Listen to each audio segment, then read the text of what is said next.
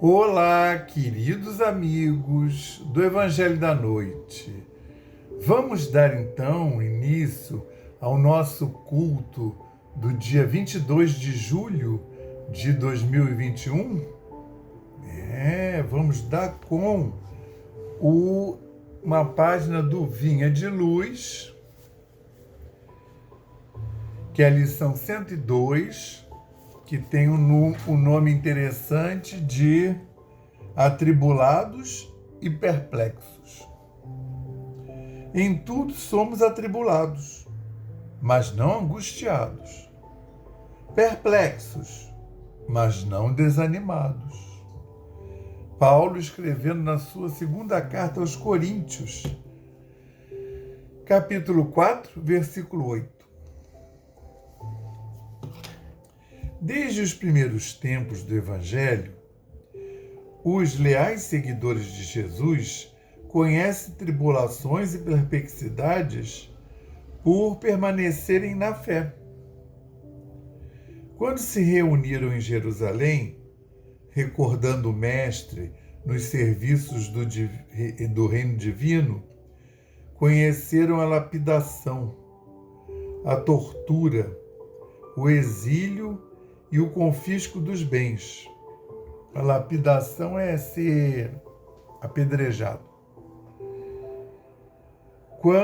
Então, eles, quando se reuniram em Jerusalém, relembrando o Mestre, o divino, o reino divino, conheceram a lapidação, a tortura, o exílio e o confisco dos bens. Quando instituíram os trabalhos apostólicos de Roma, ensinando a verdade e o amor fraterno, foram confiados aos leões do circo, aos espetáculos sangrentos e aos postes de martírio. Desde então, experimentam dolorosas surpresas em todas as partes do mundo. A Idade Medieval, envolvida em sombras, tentou desconhecer a missão do Cristo e acendeu-lhes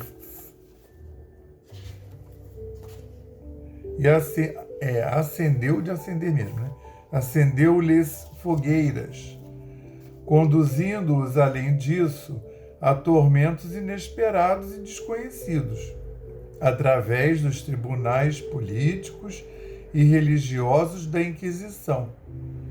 E ainda hoje, quando oram confiantes, exemplificando o amor evangélico, reparam o progresso dos ímpios e sofrem a dominação dos vaidosos de todos os matizes. Enquanto triunfam os maus e os indiferentes nas facilidades terrestres, são eles relegados a dificuldades e tropeços à frente das situações mais simples. Apesar da evolução inegável do direito no mundo, ainda são chamados à conta pelo bem que fazem e vigiados com rudeza, devido à verdade consoladora que ensinam. Mas todos os discípulos fiéis sabem, com Paulo de Tarso, que em tudo serão atribulados e perplexos. Todavia, jamais se entregarão à angústia e ao desânimo. Sabem que o Mestre Divino foi o grande atribulado e aprenderam com ele que da perplexidade, da aflição, do martírio e da morte, transfere-se a alma para a ressurreição eterna. Graças a Deus.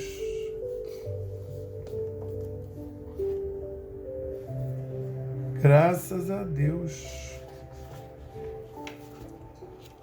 Graças ao Cristo de Deus. Graças ao Espírito Santo de Deus e graças ao nosso patrono, São Francisco de Assis. Obrigado, Senhor, por aqui estarmos mais uma vez, Senhor, a teus pés, pedindo a tua presença viva, fulgurante, para que possamos passar essa hora juntos com os trabalhadores da tua espiritualidade, com os queridos amigos espirituais, trabalhadores da egrégora da Aliança da Fraternidade e do Evangelho da Noite. Ó Senhor, além dos nossos guias e protetores espirituais, os nossos queridos amigos, simpatizantes, trabalhadores e também os espíritos protetores que tanto nos auxiliam. Jesus, agradecemos a semana que recebemos de tuas mãos dadivosas e agradecemos, Senhor, também o fato de podermos chegar até aqui, até esse momento de estudo, de termos essa companhia toda e de podermos, Senhor, reharmonizarmos nossos templos, nossos lares, ter contato com essa espiritualidade maravilhosa, na paz e no amor do Cristo. Que dessa forma possamos dar por iniciado os trabalhos dessa noite de estudo, pedindo permissão ao nosso Senhor Jesus Cristo e dizendo o lema da nossa casa: paz e fraternidade. E o lema de Francisco: paz e bem, graças a Deus. Queridíssimos, hoje nós daremos continuação ao capítulo 26, que eu já havia falado com vocês que é um capítulo grande, e ele é grande de duas formas. Ele tem muitos versículos e também porque ele tem, a cada 5, 6 versículos, é um tema muito pungente, com muitas coisas para fazer, para falar. Não dá para ficar fundindo os temas. Então, por exemplo, hoje nós apreciaremos, é Mateus 26, né? Nós apreciaremos do versículo 26, Mateus 26, né, o capítulo 26, do versículo 26 ao 29, que é a transubstanciação. É simplesmente o momento ápice da Igreja Católica. Não tem, é o que se celebra lá na missa. Você vai lá para celebrar a transubstanciação. E o versículo 30, que é a saída do cenáculo. Então, a gente vai ver toda a cerimônia de transubstanciação, que é a Eucaristia, e eles terminando e saindo lá dessa cerimônia, tá? Então, o pastorino traduz, né? E aí a gente vai, nossa, muita coisa, vai descobrir muita coisa.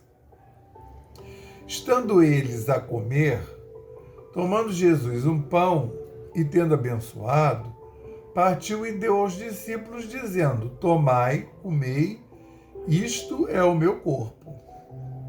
E tomando uma taça, e tendo dado graças, deu-lhes, dizendo: dela bebei todos, pois isto é o meu sangue, do testamento, derramado em relação a muitos, para abandono dos erros. Digo-vos, porém, que não beberei deste produto da videira. Não beberei desde agora deste produto da videira, até aquele dia quando beberei convosco no reino de meu Pai. Então, esse é o relato segundo o pastorino e segundo Mateus, né? Como sempre, o Lucas, ele explica mais. Então, quem relatou esse momento da Santa Ceia? Os 3 sinóticos, né? Mateus, Marcos e Lucas. O Lucas explica melhor. Nesse caso, ainda é mais pungente. Por quê? Porque o Lucas foi o que primeiro relatou isso, até antes dos outros dois, porque ele escreveu ele escreveu algumas cartas para Paulo, que os primeiros documentos do Novo Testamento são algumas das cartas de Paulo, endereçadas àquelas comunidades às quais ele havia visitado, e porque não tinha texto para eles estudarem, Paulo começou a mandar as cartas, relembrando as principais passagens, e algumas, lembrando que como ele ficou décadas viajando, foi ficando cansado, aí algumas ele ditava e as pessoas escreviam. Lucas foi um desses, porque ele já estava mesmo comprometido, ele era médico de Paulo, já estava comprometido com escrever um evangelho, e aí muita coisa ele já tinha lido ou ele mesmo já tinha escrito para Paulo, que é o caso disso aqui. Ele vai, coincidentemente, ele vai escrever para Paulo numa dessas cartas para os Coríntios, que foi a página que eu li de abertura, foi um texto, um fragmento de Coríntios. E assim, em Lucas, por exemplo, a bebida vem antes da comida. Porque a gente sabe lá de assistir missa, porque ele está tratando da transubstanciação, né? Quando Cristo deixa de ser um corpo encarnado e passa a ser um corpo de luz, um corpo energético, um espírito transubstanciado. Continua existindo o corpo, embora não tenha mais a matéria. Foi o que ele levou nessa época. E ele fez o ritual para que isso ficasse marcado e eles tivessem a noção que era a coisa mais importante que tinha na época a tratar. E, de fato, a coisa mais importante de toda a mensagem crística, porque ela compõe o quê? Um modo de vida. Façam isso que a vida de vocês vai ser maravilhosa e ditosa. Para quê? Para alcançar a transubstanciação. Ou o momento que você alcançar isso é o momento que no Espiritismo e eu acho que no catolicismo também é chamado de metanoia, que é quando você muda o seu padrão vibratório, que passando pelos corpos, é o padrão mental, e você passa a ter uma outra qualidade de sintonia com o Altíssimo. Que é Altíssimo? Deus, as três faces de Deus. O Deus, o Cristo de Deus e o Espírito Santo de Deus. Né? Os três são três faces de uma mesma divindade, que é Deus. Né? Então, nesse momento, que é o ápice da igreja, né, em termos de celebração, na missa você tem os estudos antes, você faz cântico, pede perdão, começa já a missa pedindo perdão. Aí pede misericórdia, perdão, ou fazendo uma oração, ou cantando lá um salmo. Aí depois você vai para a leitura de um texto, geralmente do Velho Testamento, depois a Boa Nova, né, uma passagem de um dos evangelhos de Jesus. E depois você vai então para o ofertório, a Eucaristia, que é celebrar esse momento. E aí o Cristo, quando ele traz porque foi a única coisa que ele trouxe, né? Porque todo o resto da pregação dele, que está relatado nos 4 evangelhos, e mesmo nos outros que não estão na Bíblia, nos apócrifos, é sempre passagem do Cristo. E ele está mostrando o modo de vida. Ele está dizendo como é que as pessoas deveriam viver, né? Falando da indulgência, da misericórdia, dessa união com o Pai, de estar unido, sintonizado com o Pai, fazendo a vontade do Pai na Terra. Então, ele vai demonstrando com os casos que vão acontecendo e, obviamente, por exemplo, fazer curas. Então o Cristo está dizendo que é para a gente fazer curas, expulsar demônios, fazer milagres. Não exatamente, né?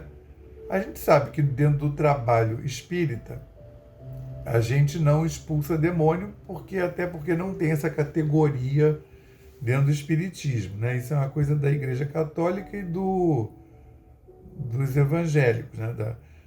Das igrejas crísticas, né? Reformadas ou não reformadas, ortodoxa romana, né? E isso porque a gente sabe que os irmãozinhos que se apresentam, que lá na igreja vão interpretar como o demônio, né? Na verdade, a gente sabe que são irmãozinhos nossos, né? Que estão na estrada, que estão no momento de engano, de erro, mas eles vão chegar lá que nem a gente, que nem o Cristo está falando aqui no final. Qual é o último versículo? Digo-vos, porém, que não beberei desde agora deste produto da videira, até aquele dia, quando o beberei convosco no reino de meu Pai. Ou seja, Deus estava ali com eles, celebrando e mostrando como é que era o ritual de simbolismo para lembrar dele e do que eles deveriam alcançar. Então, repara, tudo que veio antes é a história, como alcançar esse momento aí de transubstanciação. E aí, e tá lá com eles, né, o Filho de Deus sentadinho com eles comendo. E ele está falando, não vai acontecer isso de novo até que vocês subam, até que vocês façam a transubstanciação, até que vocês façam a metanoia, até que vocês estejam lá no reino dos céus. É isso que ele está falando. Mas isso aqui é uma coisa muito séria. Isso que está acontecendo é um ritual seríssimo, né? Isso aqui está alto, né? Vamos ver aqui. Aí, estou reposicionando, tá? Isso aqui é um ritual, é o ápice, né? E ele, na realidade, não foi inventado pelo Cristo. Isso vem do costume judaico, porque os profetas, né, que eram os médios da época, que recebiam as mensagens diretamente do anjo, não recebia de Deus diretamente, que eles não tinham essa sintonia toda. Os anjos traziam as mensagens até eles. E aí eles já haviam recebido, para a religião mosaica, já haviam recebido esse ritual aí de forma mais indireta, não exatamente organizado assim como Cristo está organizando de uma forma iniciática. Que isso é uma celebração iniciática, tá? De uma escola mística, tá? É a escola, né, dos sumos sacerdotes de Melquisedeque, tá? Que hoje em dia é a fraternidade branca universal. São os mesmos espíritos, tá? Tô ficando iniciático, né? Aí já pensou se não tem ninguém acompanhando esse negócio? Então ele está ressignificando um ritual que vem lá dos antigos. Aí o Lucas, como o Lucas sabe do ritual, né? Ele não foi exatamente dessa escola, não, tá? Mas ele andava ali com Paulo, já estava sabendo dos os outros evangelistas, né? Principalmente João. Lucas entrevistou João, que era iniciado e sabia das coisas. Como a gente já viu numa outro texto aí passado, que os três fazem relatos de um acontecimento externo e o João dá lá o ritual de iniciação para preparação para essa hora aí. Essa aí o que acontece depois. Então, repara, isso é de uma beleza total. Ali na missa, eu tenho certeza que 99% dos católicos absolutamente... Quer dizer, aquilo ali é a hóstia, o corpo do Cristo. Porque isso também é muito trágico, é muito traumatizante, as pessoas guardam com facilidade. A hóstia é o corpo do Cristo, o vinho é o sangue, não sei mais o que. Agora, mas por que a gente tem que comer o corpo do Cristo, beber o sangue dele? Pergunta isso para um católico. Pergunta se eles conhecem a palavra transubstanciação. Eles conhecem a Eucaristia, que é o momento eucarístico, é o pão eucarístico. E aí é a transubstanciação, porque ele vai dar um ritual para lembrar que a gente tem que absorver o Cristo. O Cristo tem que fazer parte de nós, assim como ele é parte do Pai. Que ele diz que ele faz tudo que agrada ao Pai, que ele é fiel ao Pai. Essas são as palavras. E a gente também tem que ser, porque nós somos filhos do Pai. Para a gente chegar lá onde ele chegou, tem que fazer isso aí. O quê? Isso que ele disse, para chegar na transubstanciação. Que é quando você vai assimilar, eu vou falar incorporar, mas eu falando incorporar dentro do Espiritismo, vão achar que alguém vai receber Jesus.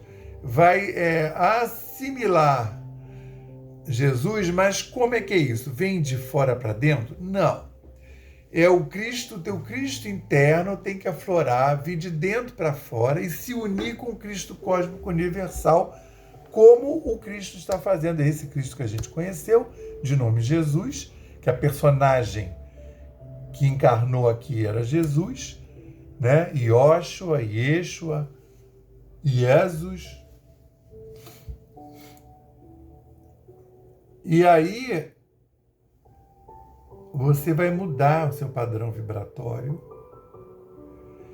e a gente, né, vai cada vez menos depender da matéria. Quando for a próxima transição planetária, já vai para um mundo que a gente talvez não precise nem reencarnar. Ou, se vai reencarnar, são em corpos mais sutis, que hoje a gente não veria, né? Hoje, se alguém do outro mundo aparecer aqui, a gente não vai ver, não vai conseguir ver. Porque esse aparelho aqui que a gente tem só vê coisa com essa densidade aí material. Tá? E ele está mostrando o quê? Olha em Lucas. E disse a eles: desejei ardentemente comer esta Páscoa convosco, antes de eu sofrer. Porque isso é um ritual também para ele, isso não é uma farsa para o Cristo. Ele não está fazendo isso e, meu Deus, tomara que acabe logo, tem outro compromisso do outro lado. Não, para ele também é um ritual de passagem, porque ele também está fazendo ascensão crística, de níveis crísticos. E aí ele está falando, claro, né? Imagina, quando ele começou lá, ele nasceu, foi neném, teve que crescer, né? Ele estava esperando esse momento aí. Desde quando José leva ele para o Egito, que não foi nem ele que foi andando, ele foi levado, né? Está lá esperando. Pois vos digo, que ele está falando, né? Que ele ansiou comer essa Páscoa convosco antes de eu sofrer. Passar pela paixão, pelo sofrimento material. Pois vos digo que de modo algum a comerei até que se plenifique no reino de Deus. Repara como está invertido, é Lucas. E tendo apanhado uma taça e tendo dado graças, disse: tomai isto e distribuí a vós mesmos. Eu sempre achei esquisito isto, como quando fala com pão. Tomai isto. Isto é o meu corpo que é dado para vós. Fazei isto para lembrar-vos de mim. Fazei isso em memória de mim. Eu achava estranho, né? Falar, gente, mas isto é o corpo, né? E o sangue. Mas aí o pastorino até chama atenção para isso, na hora que faz a tradução, que isso já é iniciático, né? O isto, ele está mostrando que tudo é uma expressão do Cristo. Tudo é uma expressão de Deus. E aí, na hora mesmo, a matéria. Eu venho fazendo palestras sobre energia e dizendo, gente, não existe mais. Tinha um conceito assim, tinha o espírito e tinha a matéria. E uma coisa era antagônica da outra. E eu venho falando, não existe. Isso já caiu depois que o Einstein veio, que fez aquela fórmula E/mc². Ele está mostrando que tem todo um degradê, desde a matéria mais densa até que é energia solidificada, né? A matéria é energia solidificada. Quando eu solto as moléculas ali, eu começo a liberar energia até que fica um momento que eu tenho só a energia, não tenho mais a matéria propriamente dito. De que Mauro Vilas-Boas está falando? Mauro Vilas-Boas está falando, por exemplo, aqui nessa pobre terra que nós vivemos, a gente conhece os 3 estados da matéria. A gente só conhece 3, tem um monte. Aí a gente conhece, mas serve para a gente acessar esse conhecimento. Sólido, líquido, gasoso. E aí? Sólido eu vejo e pego. O líquido já não pego com essa perfeição toda, porque é diferente eu pegar o meu mouse e aí eu pegar o copo d'água aqui, se eu enfiar aqui na mão, vai, né? Vou ficar com um pouquinho, mas já não tem a mesma densidade. Aí vem o gasoso, que eu nem vejo, que está entre eu e a câmera. Tá cheio de molécula aqui, de água, de oxigênio, de nitrogênio, de gás carbônico. Só não tem mais gás carbônico porque está de noite, já passou. Diminui muito o trânsito, né? Quer dizer, tem menos, não é que não tenha, não. Claro que na atmosfera tem um percentual de gás carbônico. Entende? Nitrogênio, muito hidrogênio. Né? Tá aí. Tá aqui. Mas a gente não vê, não dá para pegar. Olha como a gente opa. Como é que é isso? Se eu não consigo pegar, mas eu sei que existe. Porque se acabar o oxigênio, eu morro. E tá entrando por aqui. Durante toda a palestra, durante toda a minha vida, desde o inicial, eu estou ali retirando esse oxigênio do ar que eu preciso. Então a gente está vendo diferentes, só aí a gente já está vendo diferentes densidades a gente pode dizer matéria. E a energia ela vai se dissipando. Então o que ele está dizendo lá quando ele diz tomai o pão e o vinho? É simbólico no sentido de fazer a transubstanciação, que você deixar de ser material. Mas o que acontece? Quando eu como pão, comi o pão, e eu tenho que comer a cada X horas, e eu tenho que beber também, porque o meu corpo material precisa. Não é meu espírito. Meu espírito é energético, é só energia. Para eu poder depurar meu espírito, eu preciso de ter um corpo encarnado aqui nessa terra para viver os chamamentos da matéria. Para o espírito fazer o corpo movimentar, precisa uma coisa intermediária, que é o perispírito, que é semimaterial. Olha como é que isso abarca todo o ensinamento, todo o conhecimento, até não só do cristianismo, mas do Espiritismo, que o Espiritismo veio trazendo. O conhecimento não é do Espiritismo. Ele veio trazer, tá? Ele está dentro do cristianismo. Porque o Espiritismo é cristão. Então, ele está dizendo o seguinte, eu como pão. Aí, assim, mas a gente come pão todo dia, não está nem aí pensando para isso. Bebe vinho, bebe água, bebe suco de laranja. Essas moléculas desses alimentos e bebidas, elas vão passar a fazer parte do nosso corpo. Assim como o que a gente respira também, né? O oxigênio. Entende? O que a gente respira menos. Mas é a coisa que a gente mais sente falta. Repara, quanto menos material, mais energético. Se eu deixar de comer, fizer um jejum, eu então, que sou gordo, vou durar mais de um mês sem comer. Uma pessoa normal, sem comer, dura uns 40 dias. Sem comer, mas bebendo. E, obviamente, respirando. Porque ela vai começar a fazer umas vias que são muito tóxicas. Se ela não beber, ela morre. Aí que vem. Aí você tira a água. Se tirar a água, mesmo que você continue a comer, e principalmente até agrava o quadro, você morre em 3 dias. Se você não estiver comendo, também, porque aí vai começar a fazer a tal das vias tóxicas. E aí você morre, vamos botar aí uma pessoa que desidrate, que fique lá letárgica, vamos botar assim 5 dias, 6, 3.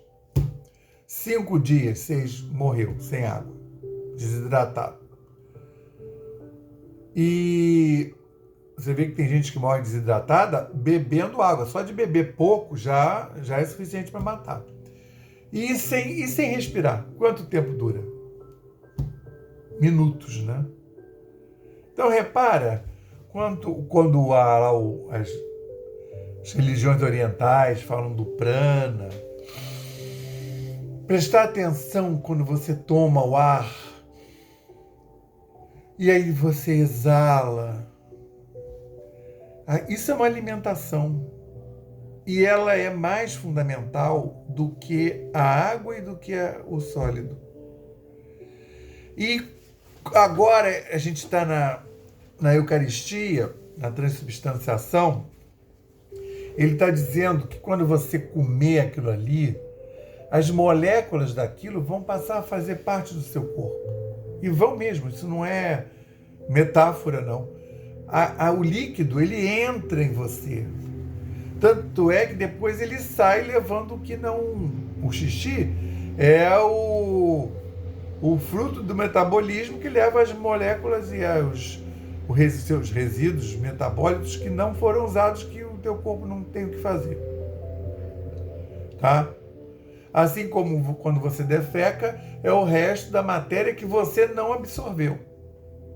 E aquele bando de bactérias que estão lá também degradando e ajudando também a você transubstanciar aquela matéria.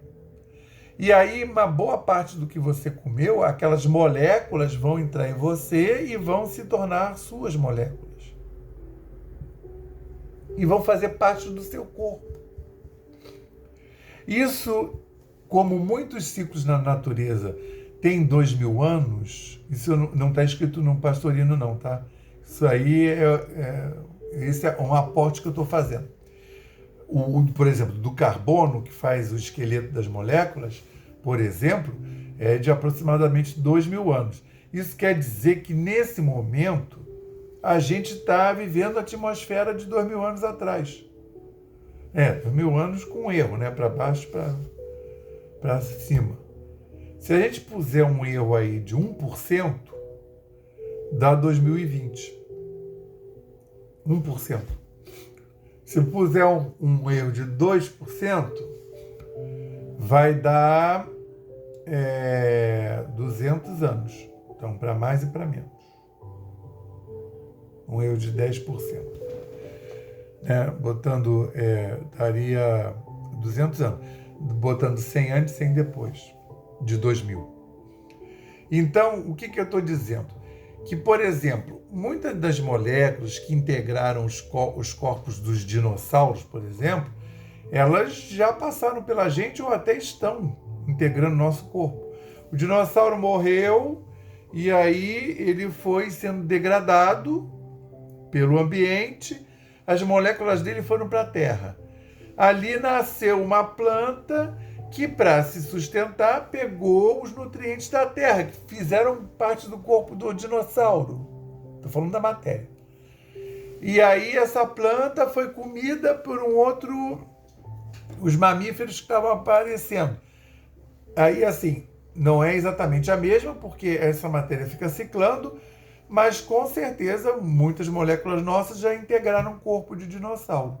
Já pensaram nisso? Como os ciclos do carbono, aí vocês podem entrar na internet e botar ciclo do carbono, ciclo do oxigênio, tem a estimativa de quanto tempo leva. Nós estamos vivendo aí essa atmosfera da época do Cristo. Então, olha que beleza. A gente está na plena substanciação, transubstanciação. E aí, essa passagem inclui até acabar, né? Até eles chegarem, eles saem de lá e o versículo 30 é: cantando um hino, saíram para o Monte das Oliveiras. Que isso daqui é a prova, porque no judaísmo as cerimônias todas terminam com uma canção, mostrando que isso, claro, lá no Velho Testamento, quando aparece isso lá nos profetas, aparece mais de uma vez, é com uma outra roupagem e fazendo alusão a isso, a matéria, o pão, que é o pão da transubstanciação, que ele vai falar, o pão é o trigo, que era um grão, e vai passar e vai ser transformado lá. A uva vai ser transformada em vinho. E eles apontam para nossas almas. Só que naquela época lá nem tinha muito conceito de alma, de uma sobrevivência, né, do espírito, que é o que Jesus vai trazer na Boa Nova. Entenderam? Se não entenderam, assim, claro, entenderam, porque todo mundo aqui é iniciado, mas, assim, pode ter dificuldade de uma coisa e outra. Então, vocês depois podem falar comigo, podem fazer perguntas e eu posso fazer uma palestra sobre esse tema. Então, agora nós vamos passar para o nosso passe, que, para quem está a primeira vez, ele vai ser dado pelos nossos guias e protetores espirituais e nossos anjos da guarda, e nós vamos nos colocar confortavelmente, fazer uma respiração boa, até durante o passe todo, observar o ar que entra e o ar que sai, imaginando que quando entra você está tomando energia e quando sai você está jogando a energia ruim, os miasmas, para fora. E os amiguinhos lá que trabalham em passe vão encaminhar essas energias menos ditosas, tá? Elevemos mais uma vez os nossos pensamentos ao Pai e confiemos. Nós pedimos ao Cristo para que possam os nossos amigos espirituais, juntamente com os protetores de cada um aqui presente, realizar através deste passe fluídico terápico o tratamento particularizado de acordo com as necessidades que cada um apresenta. Que seja suavemente depositado em nosso corpo fluídico, mental, físico e emocional o remédio advindo das camadas superiores da vida, tão bem preparados por corações amorosos para nos atender. Rogamos ainda que os benefícios deste passe se estendam para os nossos lares, envolvendo de forma carinhosa nossos familiares, parentes e amigos, proporcionando-lhes igualmente tratamento eficaz. Intimamente pedimos forças para desenvolver em nós coragem, discernimento, paciência e bom ânimo em nossa lida diária, nos colocando agora na posição de receptores abertos à boa influência do alto, alentando a nossa consciência de que somos seres oriundos e viventes no universo de Deus.